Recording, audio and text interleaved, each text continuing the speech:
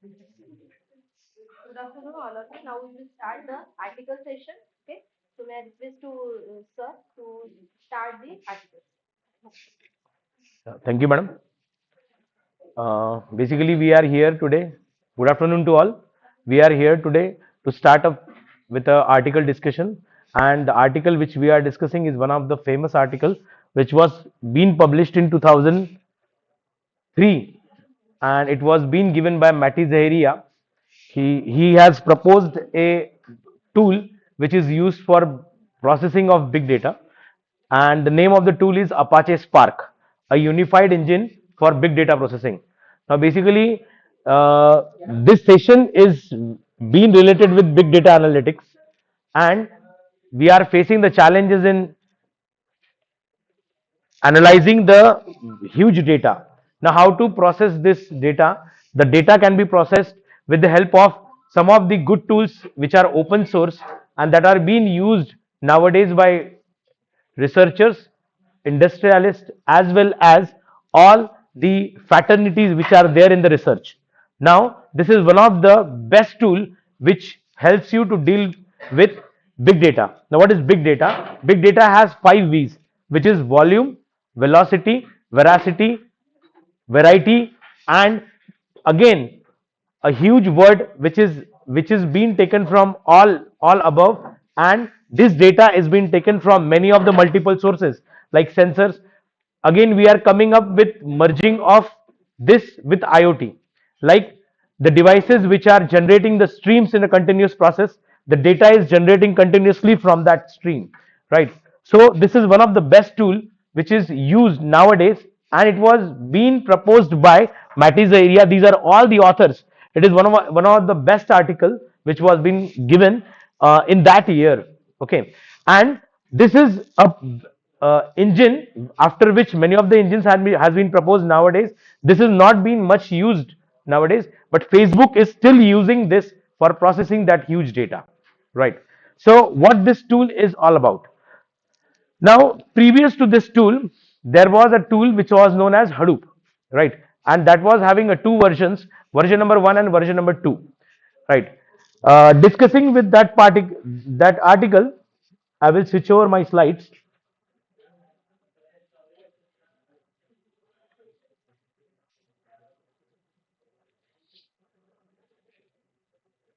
That was a research paper for which we are doing. So, big data, Hadoop and Spark. Now, what is the interlinking between them? Now, there was two versions of Hadoop 2, right? This one, okay. And these are all the ecosystems. In this part, Hadoop has two parts. One is a storage part, that is HDFS. Another is a computation part, which is MapReduce. Now, how to process this data? We will see all this in this. Now, this is the use case that data is being generating. We have seen in many of the cases. Huge data is generating in terabytes like this, right? We have now the data every day generates with the zettabytes. Now we can't imagine that how to store the data, how to compute the data. Very big companies like Amazon, like Facebook, right? IBM, they are all processing the data. Flipkart, they are all processing the data with this engine, which is nothing but Apache Spark, because it is an open source. No, we have not to pay any of the money to anyone, right? Now, what is we have seen this part, big data 5Vs, right? Volume, veracity, velocity, and the last part is after processing this, we get a value of that, right? Now, harnessing this big data, we will get all this OLTP, OLAP. We have seen these terminologies, right? How this is being generated? This is being generated from these many sources, right? This is being handled with Hadoop, right? The mechanism, Hadoop mechanism is distributed storage and parallel computing. They have Hadoop distributed file system, HDFS, right? And MapReduce is a framework, we have discussed it now. MapReduce is a framework which is used for data computation. That too in parallel, right? Distributed but not in parallel. That will be in distributed, not in parallel. Version 1, we have only these two parts, right? HDFS and MapReduce. That schedules the task on HDFS. Now, execution exploits data locality to avoid. These are all the problems what current situation has, right? HDFS is storage, These are all the features of HDFS. This is the complete architecture. We have these many data nodes, and the data is being replicated at different nodes, right? These are the data blocks which are kept in different nodes, right? For fault tolerant purpose. Now, what is fault tolerant? If the data has been lost from this, that will be taken from some of the other node which is there in the network, right? Now, higher level architecture, we have like this distributed data processing, that is MapReduce, distributed data storage, that is HDFS. In version 2, we have a new processing engine that is called as YAN, which is nothing but yet another resource negotiator, right? What is, because why it came into existence? Because the task scheduling process was very slow in Hadoop, and the processing time was very big. So they came up with a new version of Hadoop, that was with integrating YAN, yet another resource negotiator, which gives you dynamic resources for processing that data. Right. HDFS architectural components are, we have seen here in this, right? Name node, job tracker, data node where we keep the data. Name node, it is a central namespace which has complete information about the data and the process which are running in that environment, right? Task tracker is the different number of tasks which are running, like map, reduce, and shuffle. Because while processing the data, we carry out many of the processes like map, shuffle, reduce, arrange, right? These are all the process which are being carried out. These are the clusters of Hadoop, right? One cluster of Hadoop. This is a world, complete world. We have many of the switches like this, and many of the switches are connected internally. And these are the nodes on one rack. For example, if we have one rack in this lab, there are many systems in this lab. So we can keep data in multiple systems. If we want to compute the data of 1 terabyte in the one system, in ML, in DL, and AI, many of the people are facing problems in processing data on a one system. So what they do, they make the data chunks, they distribute the data on different systems, they process that with the help of Spark, and they bring the computation result at one place. That is being carried out by Spark, and we are here to deal with this part only. This was version 2 we have discussed. This is the architecture of YAN, resource manager, node manager, container. Container is a part which is being, like, if some of the task requires 2 GB of RAM, but if we are allocating 6 GB or 4 GB of RAM, it means that we are wasting 4 GB of memory. So rather than wasting, dynamic allocation of resource is one of the best part in Hadoop version 2. And on top of this, they came up with the new architecture, which is computing stream data, which is coming continuous form, right, with the help of Spark, right? This was the system architecture ecosystem of Hadoop. Like you have seen, we have first HDFS where we store the data. Next we have YAN, which is a resource manager. Next we have MapReduce for data processing, and on top of that we use, these are all the frameworks which are being used, like Pig, Hive, Mahout, right? HBase. Uh, Many more are still there, like Apache Flink, Apache. More some more are missing. Zookeeper. These are all the tools which are used on top of HDFS and MapReduce, right? This is complete model, which is we don't have to discuss on that. We will directly jump on to this is the complete programming model, which is internally how the job flow and execution is there. The main part where we are dealing with is now how, what is Spark basically. The Spark is basically, it's a combination of map and reduce. It's a combination of HDFS and map reduce both. On top of that, we are installing Spark. Now what it supports, it's an open source software. It supports Java, Scala, and Python. See, previously Hadoop was not supporting Python, so they came up with this technology, which is Spark, and it supports Scala as well as Python. The best part here is residual distributed data set. What is RDD? Now, basically, the focus is on this part. Now, when we are computing data with Spark, it's an in-memory computation. In-memory computation, it means the data is coming on a flow. It is being processed. It is not stored. We are not processing historic data. We are processing real-time data. It is being kept in RDD and processed it, and it will move forward, right? More recently added some of the part which is data frames and data sets that we have seen in Python. When we are doing that programming, we used to take that data in a data frame, then we take in a data set, then we convert that data set into a data frame, and then we process that in a particular manner, right? So this is the complete architecture basically.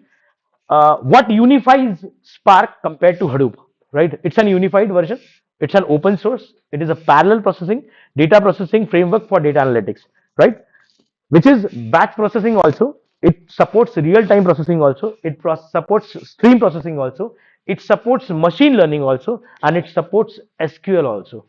Many less tools are available which supports all kind of processing, and this is only a tool which supports. If you can see, it can support stream processing, means the continuous flow of data. लहर जिसको कहते हैं ना, हम जिसको लहर कहते हैं, वो ऐसा डेटा बह रहा है. Some data is coming from sensor and we are trying to compute it, or we are trying to process it. This is what that is. It supports machine learning. Very less, again, very less tools are there which supports graph, right? So it again, it has a very good library for graphics which helps you to compute graph, right? It is a core engine where it supports yarn, meso. These are all the schedulers which are being used in Spark. These are the key features of Spark. It speeds. It has a very fast speed compared to all the existing frameworks for big data processing. Powerful caching technique, right? The deployment is very easy compared to Hadoop, right? It's real-time processing unit, and it has PyPlot library, which is very good for processing the graphs. Why it is said as scalable? Because you can add, if you are, I can tell you that in that research paper, they have done computation on 13 lakh computers at a time. I will show in that research paper. 13 lakh systems. So huge data has been computed, that too in microsecond, milliseconds, right? Now this was the key features of RDT. It supports the transformation of data, right? It gives input format in such as HDFS, right? Input it will store in RDD. It is lazy for evaluation. RDD are best suited for applications that apply the same operation on all the elements of. It is not like that it will process only a single kind of data. It can process multiple formats or multiple kinds of data, right? This is very powerful tool. These are all transformation functions which are being used for RDD, reduce and collect and all. These are all the functions, librarial functions which are present there. And it has good APIs to convert the data into data frames, right? These APIs are very important because we can't take that complete data set to process. We have to break that data set into number of data frames, or something which will be measurable or something which will be computable, right? Because we have the RAMs in a size of hardly 1 TB, right? आज भी अगर आपके पास ऐसा कोई system है क्या जिसमें 1 TB RAM है? इस इंस्टीट्यूट में है क्या? नहीं है. But we can, by combining this system, we can make it as 1 TB to process the data, right? So this is a justified version of all that paper, and these are all the things which are being taken from that paper only. And what kind of research they have made, because they have brought up this tool to process data streaming, SQL, machine learning libraries also are there, graphics libraries are also there to process the graph data, right? See, there was a competition in the world, in worldwide competition. There was grey grey sort आपने सुना होगा, जो computer science से होंगे. तो grey sort में यहाँ पे अगर मैप रिड्यूसर इनको कंपेयर किया जाए, तो आप अगर देखेंगे यहाँ पे, तो नंबर ऑफ नोड्स यहाँ पे देखिए 2100 थे, राइट? एंड यहाँ पे 206 थे. तो spark based system was 3x time faster with 1/10 of number of nodes, 1/10 nodes. So can you imagine this much fast it is? And the sorted data was 1.42 terabytes, and it has sorted 4.27 terabytes. Data sort करना ये सबसे difficult part होता है हमारे लिए. तो उस sorting को भी उन्होंने 4.27 टेराबाइट्स को 20.7 GB पर मिनट में उन्होंने उसको सॉर्ट किया. Means it must have completed some milliseconds, right? So sort of 100 TB of data. Its performance is more better than Hadoop. They have told in the paper also. Why? Because data is in memory. It has in memory computation. It performs good with MapReduce also, and it is easily run alongside with the services with minor performance difference and works well with one pass job. It is designed. Okay. Ease of use. Spark is easier to program. Spark is more general compared to Hadoop. Maturity is Spark maturing, Hadoop MapReduce matures, right? It means that it is more mature compared to Hadoop because it has taken all the facilities which are given in Hadoop. So it is more mature, and on top of that, it has given some of the good libraries which can process data as well as graph, which Hadoop can't do.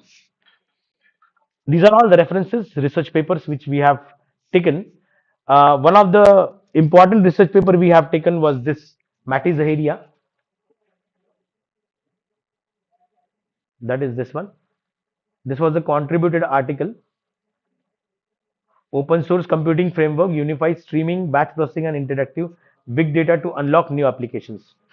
Basically, why people say new applications? Because nowadays we want to process the data within some seconds or minutes. That too in a mobile phone, which is not still possible. So we are moving with that. And many of the problems are there still. People are facing and they are doing a research on that. Thank you very much.